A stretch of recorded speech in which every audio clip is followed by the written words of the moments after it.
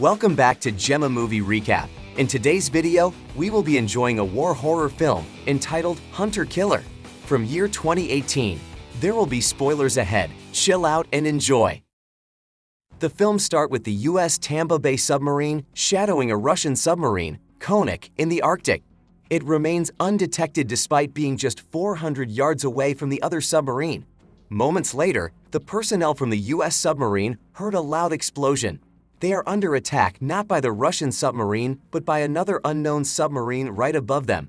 They try to take the submarine down to 700 feet, but it's too late as a torpedo is already seconds away from impact.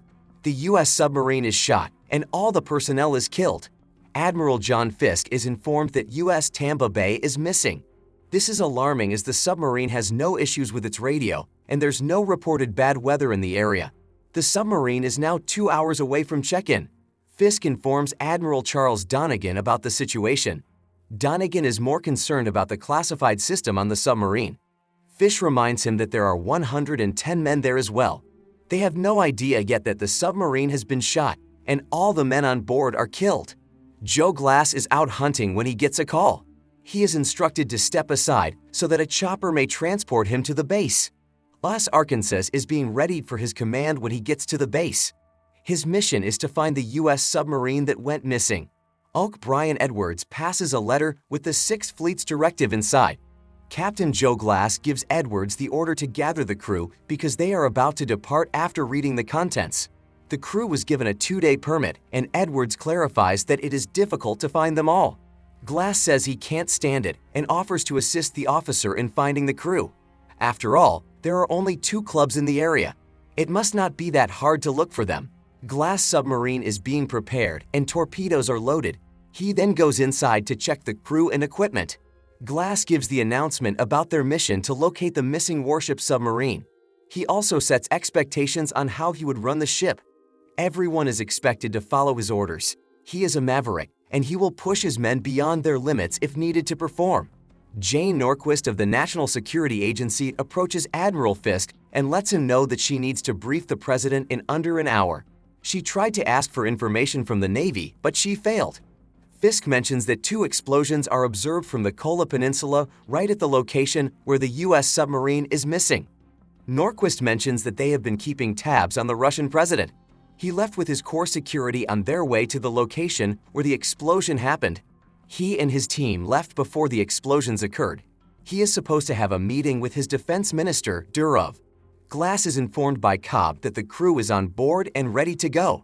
He tries to give Glass a good luck coin for this mission, but Glass refuses to. He only carries 1 coin in his pocket, the one he got from his previous submarine. The U.S. Arkansas is sailing for the Barents Sea. Glass gives the order to sink the ship and set the depth to 300 feet. The Russian President Zakharin shows up at Polyarny Naval Base for a meeting with his Minister of Defense, Durov. Durov attests to Washington's communication. Durov also informs him that they held off on answering until after he arrives. The submarine U.S. Arkansas is now 40 miles off the coast of Russia. Glass advises his guys to assume they are not the only ones in the area. He gives the command to launch the C-scan. The gadget finds things in a short amount of time. When the C-scan goes closer, the wrecked U.S. submarine is found. The dead bodies of the personnel are also discovered. He asks Jimenez, the operator, to move the C-scan towards the bow to find out what destroyed the submarine. Glass is shocked to see a huge hole that is apparently from a torpedo attack. He then orders them to man their battle stations. He also asks one soldier to draft a message that says U.S. Tampa Bay was sunk by enemy action.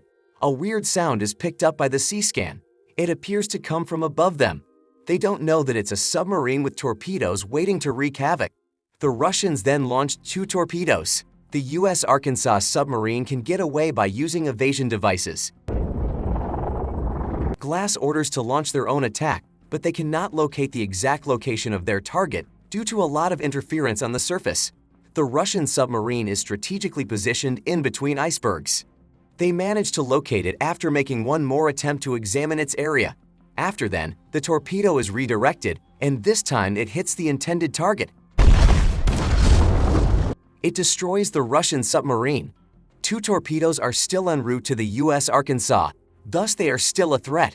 Glass needs to think of a way to avoid being struck, and Glass gives the order to proceed to U.S. Tampa Bay with the submarine. Now the two torpedoes are getting closer. Yes, the submarine makes a sharp turn to the right just as it is ready to strike the U.S. Arkansas, but the torpedoes miss the target and strike the Tampa Bay submarine instead. The explosion is still destructive enough for them to feel the effect from the inside. That could have been the end of them all. The Russian president is informed that their submarine has been sunk by the Americans. Drew suggests that they respond immediately and retaliate. Zakharin is not able to commit at this time as he wants to speak with the U.S. president first. Meanwhile, the message from U.S. Arkansas has reached Admiral Fisk. They now know that U.S. Tampa Bay was deliberately attacked by the Russian. Fisk gets the go signal from Admiral Charles Donegan to move the closest carrier battle group into position.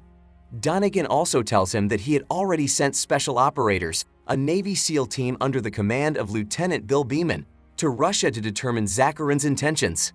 The SEAL team lands at their target location, but one of them is injured. They manage to safely position themselves.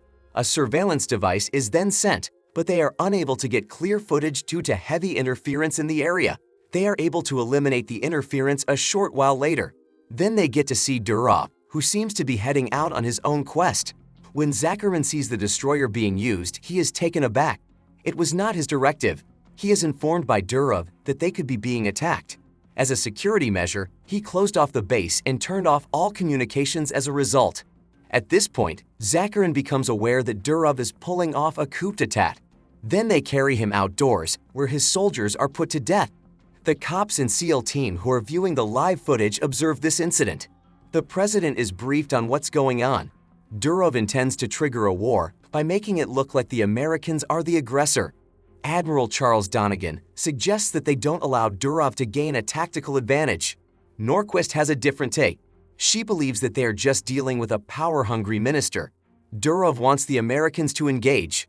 Fisk suggests that they rescue the Russian president and take him to Moscow, where he can retain his position and put an end to the coup d'etat. Fisk reminds them that they already have a team in a position to make this happen.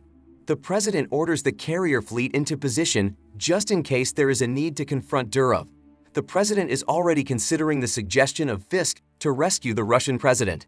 The sea scan is launched again. This time, it finds the sunken Russian submarine, Konik.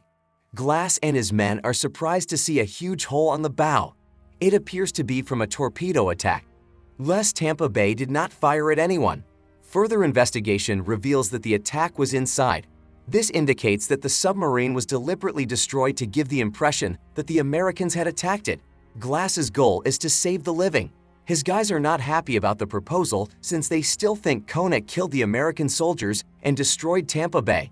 After their submarine was destroyed earlier, they fear that the Russians are approaching them as well. Glass makes the observation that the Russians would have already saved Konik if they had nothing to conceal. At this moment, Glass is aware that the attack on their own submarine is being carried out by the Russians. Glass orders to launch the Mystic so that some men can get closer to the Russian submarine. The Mystic has difficulty landing due to heavy currents, but safely attaches itself to the submarine. When they open the latch, 3 Russian survivors are almost on the verge of dying due to the cold. They are suffering from hypothermia. Glass welcomes them aboard and orders that they are checked by a doctor. Glass also wants the captain of the Russian submarine to be isolated. The Russian survivors remain prisoners of war until he gets an order from his leaders. Glass tells his men they've got an order to report to Polyarny base. Destroyers are fiercely defending the area, but their assistance is desperately needed right now. Their mission is to retrieve the Navy SEAL squad and free Russian President Zakharin, who is currently in Durov's custody. It will be extremely difficult for them to approach Polyarny without being noticed, no matter how cautious they are. They require a local guide. Glass chooses to have a conversation with the Russian captain they had previously rescued at that point. The Russian skipper continues to think that their submarine was destroyed by the Americans. Glass shows him evidence that the submarine blew up from the inside out. And Glass also tells him that they need his help to rescue Zakharin.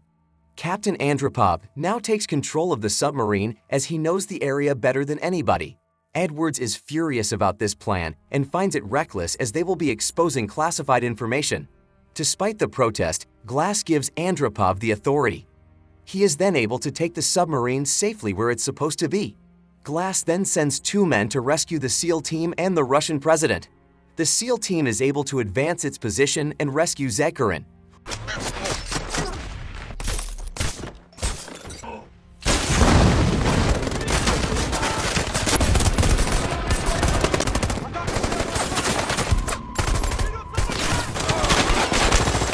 One of them is killed. 2 of the soldiers take the president, where Mystic is waiting. 1 soldier is killed as he guides Zakharin to the Mystic.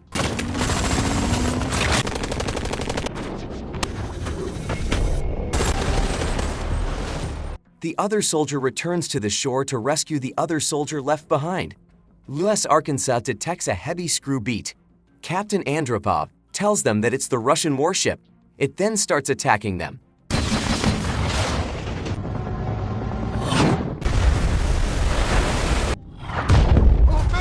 Andropov and Glass work together to survive the onslaught of the Russians. The submarine is taken to the seafloor. While that move allows them to get away temporarily, it also damages some parts of Arkansas. Warship Yevchenko is now moments away from locking in on the submarine. They don't have a choice but to let Captain Andropov speak with the men on the warship. He trained these men, after all. Telling them he is on the U.S. submarine, he says.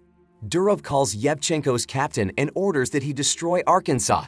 As the film comes to a close, Glass gets a clear command from Admiral Donegan to shoot Yevchenko.